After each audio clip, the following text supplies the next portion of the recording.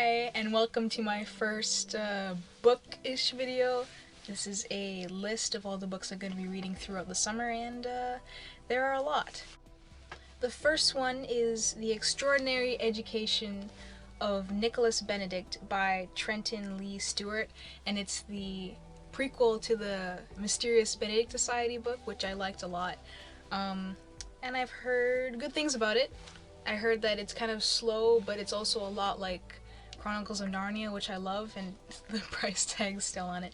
But yeah, this is a fairly long book, and I might end up reading this in the fall or at the end of summer, but yeah, I'm excited to read it. Second one is To Kill a Mockingbird, the graphic novel. This one I know is good. Look at this. It's beautiful. It's beautiful.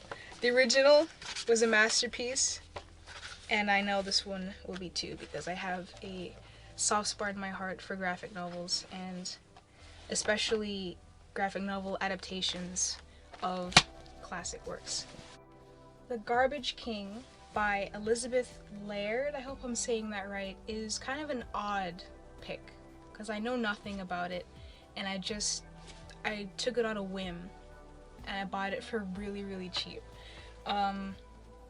Just a quick synopsis would be, Danny and Mamo should never have met. In Ethiopia's great capital city, they have led unbelievably different lives. Danny's home is a grand house full of servants. Mamo has no home at all. But now both boys are on the run, one fleeing a tyrannical father, the other escaping a life of slave labor. Fate has brought them together, and their only chance of survival is to trust each other with their lives. So, I don't know, it interests me, and I might put up a review for this one.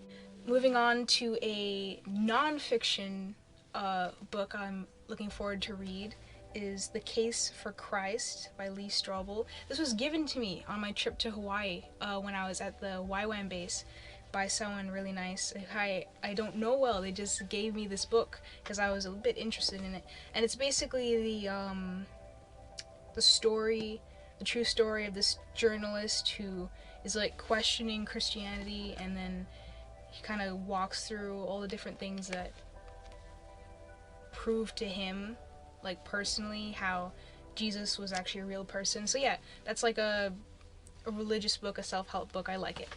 And this next one is one of I'm a bit late to, actually. It's The Red Queen by Victoria Aveyard. And yeah, I'm very late to this. This was published in 2015, and I completely missed the hype train, and I just never looked into it because I was just thinking, oh, it's another YA book, you know, about some girl who's supposed to save the world. But I picked it up because I've heard so many awesome things about the whole series, you know. And when I actually looked at it, like read the synopsis, I kind of realized that in a way it's a lot like the book I'm writing for Camp NaNoWriMo. I mean, minus the supernatural powers and all that, but it's like a fight for power, a girl who's just put in the middle of it all, of like a war and everything, and you know, you can see my bookmark in it because I've already started reading it. I'm on the first chapter already, so I don't know, I might not put up a review for this one because, you know, everyone knows it's good. So will I like it personally?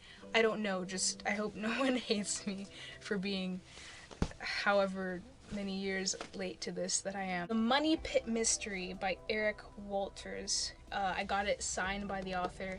Another book I know nothing about. It seems like one of those less mainstream books. Like, I'm hoping it'll be a hidden gem, you know, that kind of book. Quick synopsis would be, my mouth dropped open, these men were talking about killing us and making it look like an accident.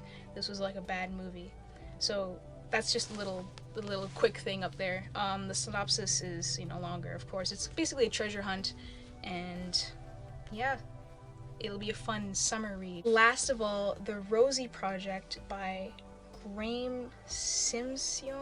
I don't know how to say that, but I love the cover, and it's like a romance, so I'm not too big on romance, but if it's done well and intertwined with comedy, you know, I'm down for it.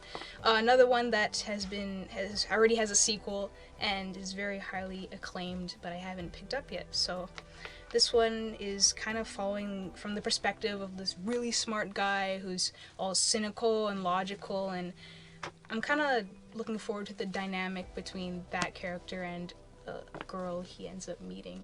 So yeah, that's my whole summer list. I really hope I have enough time to read all of this, and I just know I'm gonna like at least most of these books. So I'm gonna keep. Probably in the fall, we'll talk more about the books I'm reading, whether some of these books carry on into what I'm reading at the beginning of the school year. So yeah, thanks for watching.